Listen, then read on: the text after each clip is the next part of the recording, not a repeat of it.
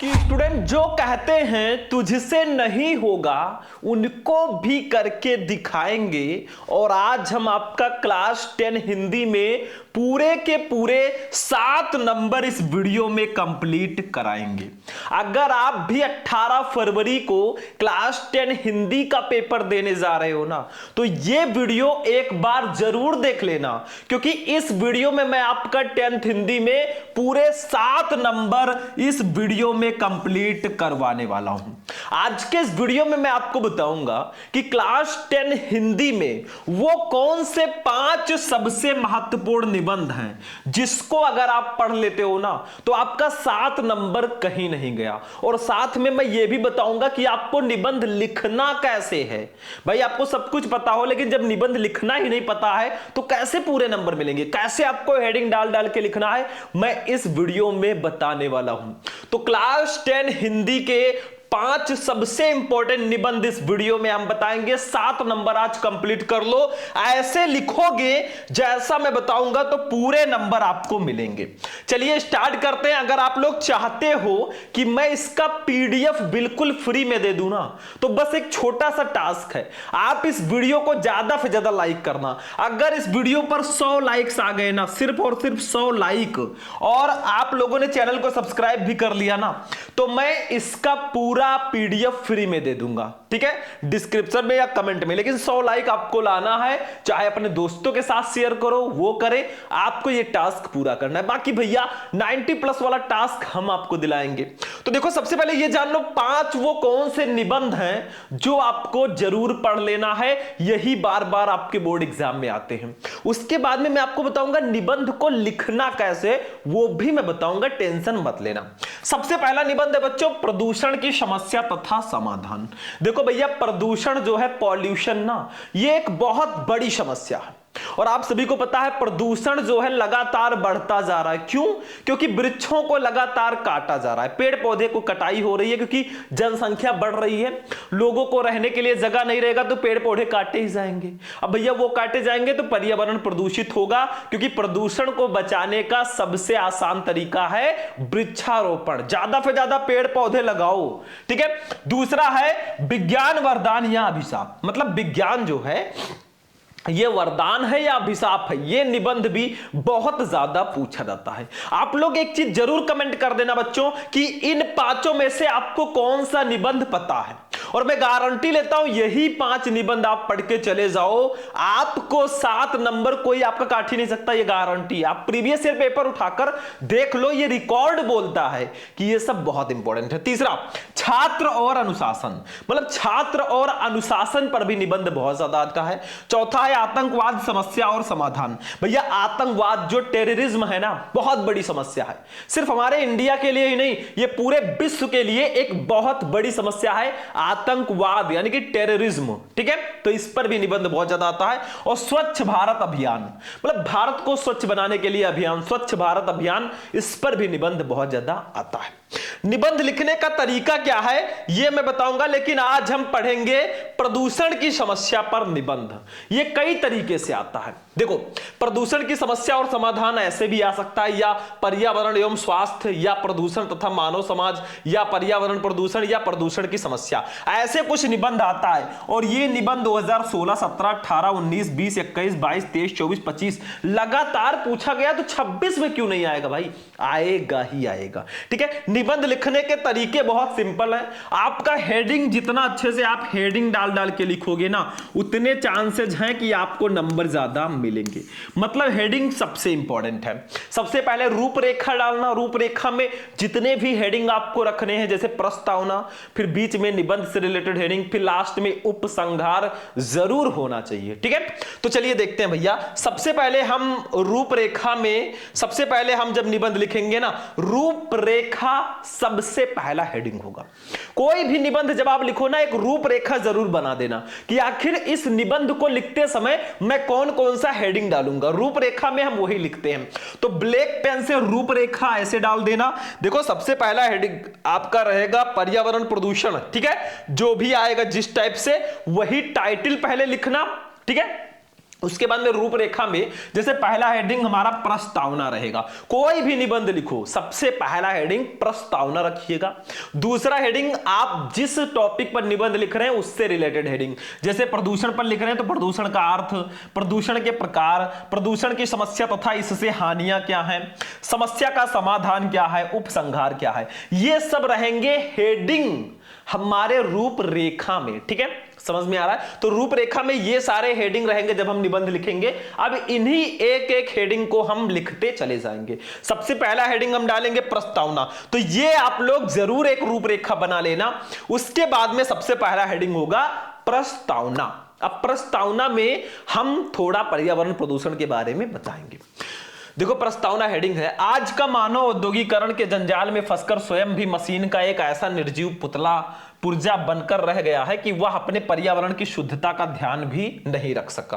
अब एक और नई समस्या उत्पन्न हो गई है, वो है प्रदूषण की समस्या। इस समस्या की ओर आजकल सभी देशों का ध्यान केंद्रित है। इस समय हमारे समक्ष सबसे बड़ी चुनौती पर्यावरण को बचाने की है, क्योंकि पानी, हवा, जंगल, मिट्टी आदि सब कुछ प्रदूषित हो चुका है। इसलिए प्रत्येक व्यक्ति को पर्यावरण का महत्व बताया जाना चाहिए, क्योंकि यही हमारे अस्तित्व का आधार है। यदि हमने इस असंतुलन को दूर नहीं किया तो आने वाली पीढ़ियां अभिशप्त जीवन जीने को बाध्य होंगी और पता नहीं तब मानव जीवन होगा भी या नहीं। प्रदूषण का अर्थ संतुलित वातावरण में ही जीवन का विकास संभव है। भाई, जहां आप रहते हैं चारों तरफ जो वातावरण है वही पर्यावरण है। अब जब यही प्रदूषित रहेगा, अभी मान लो वायु प्रदूषित हो जाए, अब हम ऑक्सीजन ले रहे हैं, हमारे अंदर भाई प्रदूषित वायु जा रहा है, तो क्या होगा? प्रॉब्लम ही होगा। ठीक है, दूसरा हेडिंग बच्चों रहेगा प्रदूषण का अर्थ। देखो, मैं वही हेडिंग डाल रहा हूं जो मैंने रूपरेखा में हेडिंग लिखा था, आप लोग देख लीजिए। ओम, ये देखो, पहला प्रस्तावना, दूसरा हेडिंग रहेगा प्रदूषण का अर्थ। ऐसे आप एक एक हेडिंग को टारगेट करेंगे। ठीक है, ऐसे अगर हेडिंग डाल डाल के लिखोगे पूरा नंबर मिलेगा। प्रदूषण का अर्थ क्या है? देखो, संतुलित वातावरण में ही जीवन का विकास संभव है। पर्यावरण का निर्माण प्रकृति के द्वारा किया गया है। प्रकृति द्वारा प्रदत्त पर्यावरण जीवधारियों के अनुकूल होता है। जब वातावरण में कुछ हानिकारक घटक आ जाते हैं तो वे वातावरण का संतुलन बिगाड़कर उसको दूषित कर देते हैं। यह गंदा वातावरण जीवधारियों के लिए अनेक प्रकार से हानिकारक होता है। इस प्रकार वातावरण के दूषित हो जाने को ही हम प्रदूषण बोलते हैं। जनसंख्या की असाधारण वृद्धि और औद्योगिक प्रगति ने प्रदूषण की समस्या को जन्म दिया है। मतलब जो जनसंख्या लगातार बढ़ रही है ना, और जो औद्योगिक प्रगति हो रही है, जैसे लोग पहले पैदल चलते थे, फिर साइकिल से चलने लगे, अब वो बाइक हो गई, कार हो गया, बस हो गया, ट्रक हो गया, भाई बड़ी बड़ी गाड़ियां आ गई, उससे भी धुएं निकलते हैं, वो भी प्रदूषण फैलाते हैं। ठीक है, और आज इसने इतना विकराल रूप धारण कर लिया है कि उससे मानवता के विनाश का संकट उत्पन्न हो गया है। स्क्रीनशॉट लेना चाहे तो बेशक आप लोग ले सकते हैं। ठीक है, अगला है बच्चों प्रदूषण के प्रकार। प्रदूषण कितने प्रकार का होता है, थोड़ा थोड़ा सबका लिख दो। देखो, प्रदूषण आज के वातावरण में प्रदूषण इन रूपों में दिखाई देता है। जैसे फर्स्ट है वायु प्रदूषण का। वायु जीवन का अनिवार्य स्रोत है। प्रत्येक प्राणी को स्वस्थ रूप से जीने के लिए शुद्ध वायु अर्थात ऑक्सीजन की आवश्यकता होती है, जिस कारण वायुमंडल में इसकी विशेष अनुपात में उपस्थिति आवश्यक है। जीवधारी सांस द्वारा ऑक्सीजन ग्रहण करता है और कार्बन डाइऑक्साइड छोड़ता है। पेड़ पौधे कार्बन डाइऑक्साइड ग्रहण करते हैं और हमें ऑक्सीजन प्रदान करते हैं। अब यहीं पे जान जाओ हमारे लिए पेड़ पौधे कितने इंपॉर्टेंट हैं। हम ऑक्सीजन लेते हैं, कार्बन डाइऑक्साइड छोड़ते हैं, और पेड़ पौधे कार्बन डाइऑक्साइड लेते हैं, ऑक्सीजन देते हैं। तो ये हमारे लिए जीवन ही है भाई, पेड़ पौधे। इससे वायुमंडल में शुद्धता बनी रहती है। आजकल वायुमंडल में ऑक्सीजन गैस का संतुलन बिगड़ गया है और वायु अनेक हानिकारक गैसों से प्रदूषित हो गई है। ये जो जगह जगह पर लड़ाई झगड़े हो रहे हैं भाई ना, युद्ध हो रहे हैं दो देशों के मध्य, जो बम फूट रहे हैं ना, वो भी प्रदूषित करते हैं वायु को। रेडियोधर्मी प्रदूषण के अंतर्गत आते हैं।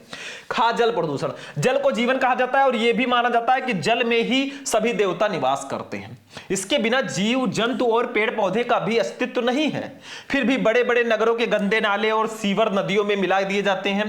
कारखानों का सारा मैला बहकर नदियों में जाकर मिल जाता है। इससे जल प्रदूषित हो गया है और उससे भयानक बीमारियां उत्पन्न हो रही हैं, जिससे लोगों का जीवन भी खतरे में बढ़ गया है। भाई जल प्रदूषण भी बहुत इंपॉर्टेंट है।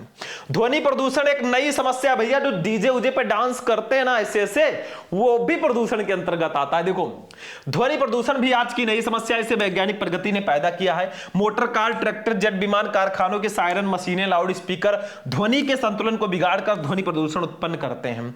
अत्यधिक ध्वनि प्रदूषण से मानसिक विकृति, तीव्र क्रोध, अनिद्रा एवं चिड़चिड़ापन जैसी मानसिक समस्याएं तेजी से बढ़ रही हैं। ध्वनि प्रदूषण से बहुत ज्यादा प्रॉब्लम होता है हमें, ठीक है। हम मानसिक रूप से भी थोड़ा प्रॉब्लम में आ सकते हैं, तो ऐसा होता है मानसिक विकृति। रेडियोधर्मी प्रदूषण आज के युग में वैज्ञानिक परीक्षणों का जोड़ है। परमाणु परीक्षण निरंतर होते ही रहते हैं। इसके विस्फोट से रेडियोधर्मी पदार्थ संपूर्ण वायुमंडल में फैल जाते हैं और अनेक प्रकार से जीवों को क्षति पहुंचाते हैं। मतलब रेडियोधर्मी प्रदूषण में जैसे बहुत सारे लोग परमाणु परीक्षण करते हैं, परमाणु बम दागते हैं, भाई उससे धुएं निकलते हैं, बहुत प्रदूषण फैलाते हैं। रेडियोधर्मी पदार्थ उससे निकलते हैं। बम जो गिरता है, दो देशों के मध्य लड़ाई होती है, उससे भी रेडियोधर्मी पदार्थ निकलते हैं। तो ये सब बहुत ज्यादा हानिकारक है। रासायनिक प्रदूषण कारखानों से बहते हुए अपशिष्ट द्रव्यों के अलावा रोगनाशक तथा कीटनाशक दवाइयों से और रासायनिक खादों से भी स्वास्थ्य पर प्रतिकूल प्रभाव पड़ता है। ये पदार्थ पानी के साथ बहकर जीवन को अनेक प्रकार से हानि पहुंचाते हैं। तो ये सब प्रदूषण के प्रकार थे जो आपको इसमें लिखना है, थोड़ा थोड़ा सब में लिख देना। अगला हेडिंग रहेगा प्रदूषण की समस्या और इससे हानियां क्या हैं। देखो बढ़ती हुई जनसंख्या और औद्योगिकरण ने विश्व के सम्मुख प्रदूषण की समस्या पैदा कर दी है। कारखानों के धुएं से, विषैले कचरों के बहाव से तथा जहरीली गैसों के रिसाव से आज मानव जीवन समस्याग्रस्त हो गया है। इस प्रदूषण से मनुष्य जानलेवा बीमारियों का शिकार हो रहा है। कोई अपंग होता है तो कोई बहरा, किसी की दृष्टि शक्ति नष्ट हो जाती है तो किसी का जीवन। विविध प्रकार की शारीरिक विकृतियां, मानसिक कमजोरी, असाध्य कैंसर व ज्वर, इन सभी रोगों का मूल कारण विषैला वातावरण ही है। देखो भैया, अब आप लोग कहेंगे सर जी बहुत बड़ा निबंध है। भाई बहुत बड़ा नहीं है, आप थोड़ा कम कम लिखो, मैं थोड़ा ज्यादा ज्यादा बता रहा हूं। बस आपको लिखना है, जितना अच्छे से आप हेडिंग डाल डाल के लिख दोगे ना, उतने ज्यादा चांसेस हैं आपको नंबर मिलने के। तो ये गलती बिल्कुल भी मत करना। चलो आगे बढ़ते हैं बच्चों। समस्या का समाधान कैसे करेंगे। देखो वातावरण को प्रदूषण से बचाने के लिए वृक्षारोपण सर्वश्रेष्ठ साधन है। मतलब वृक्षों को लगाना, पेड़ पौधे लगाना, यही सबसे बड़ा साधन है अगर हमें पर्यावरण प्रदूषण से बचना है। दूसरी ओर वृक्षों के अधिक कटाव व कटान पर भी रोक लगाई जानी चाहिए। कारखाने और मशीनें लगाने की अनुमति उन्हीं लोगों को दी जानी चाहिए जो औद्योगिक कचरे और मशीनों के धुएं को बाहर निकालने की समुचित व्यवस्था कर सके। संयुक्त राष्ट्र संघ को चाहिए कि वो परमाणु परीक्षणों को नियंत्रित करने की दिशा में उचित कदम उठाए। तेज ध्वनि वाले वाहनों पर साइलेंसर आवश्यक रूप से लगाए जाने चाहिए तथा सार्वजनिक रूप से लाउड स्पीकर आदि के प्रयोग को नियंत्रित किया जाना चाहिए। जल प्रदूषण को नियंत्रित करने के लिए औद्योगिक संस्थानों में ऐसी व्यवस्था की जानी चाहिए कि व्यर्थ पदार्थों एवं जल को उपचारित करके ही बाहर निकाला जाए तथा इनको जल स्रोतों से मिलने से रोका जाना चाहिए। स्क्रीनशॉट लो फटाफट तुरंत। चलो आगे बढ़े बच्चा पार्टी, नेक्स्ट क्वेश्चन पे आ जाओ। उपसंहार हमारा लास्ट हेडिंग रहेगा। मतलब कंक्लूजन क्या बनता है, पूरी बात हमने कर ली, पूरा लिख लिया, बट एक पूरा हमें डिटेल में बता देना है उपसंहार में। देखो प्रसन्नता की बात है कि भारत सरकार प्रदूषण की समस्या के प्रति जागरूक है। उसने 1974 ईस्वी में जल प्रदूषण निवारण अधिनियम लागू किया था। इसके अंतर्गत एक केंद्रीय बोर्ड तथा प्रदेशों में प्रदूषण नियंत्रण बोर्ड गठित किए गए हैं। इसी प्रकार नए नए उद्योगों को लाइसेंस देने और वनों की कटाई रोकने की दिशा में कठोर नियम बनाए गए हैं। इस बात को भी प्रयास किए जा रहे हैं कि नए वन क्षेत्र बनाए जाएं तथा जन सामान्य को वृक्षारोपण के लिए प्रोत्साहित किया जाए। न्यायालय द्वारा प्रदूषण फैलाने वाले उद्योगों को महानगरों से बाहर ले जाने के आदेश दिए गए हैं। बस हो गया, इतना ही आपको लिखना है। बस आप हेडिंग डाल डाल के जितना अच्छे से लिख दोगे ना, नंबर उतना ज्यादा मिलेगा, ये ध्यान रखना। बाकी भाई जरूरी नहीं है कि पूरा बुक वाला ही छाप दो। अगर आप खुद से बना बना कर लिख सकते हो, बना दो भाई, कोई दिक्कत नहीं है। नंबर आपको पूरे मिलेंगे, कितने? 7/7।